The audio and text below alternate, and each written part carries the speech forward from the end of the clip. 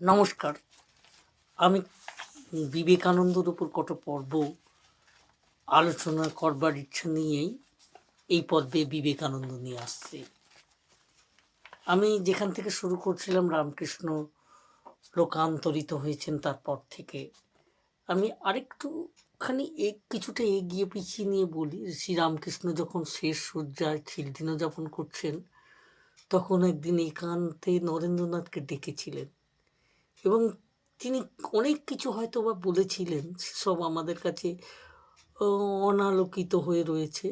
শুধু এইটুকু আমরা জানতে পারি, ঠাকুর রামকৃষ্ণ বলছেন যে নরেন্দ্র শিক্ষা দেবে, আর বলেছিলেন এদের দেখেছে, এদের অর্থাৎ শ্রীরামকৃষ্ণের কাছে সমাগত তরুণদের দেখার দায়িত্ব নরেন্দ্রনাথ গ্রহণ করেছিলেন।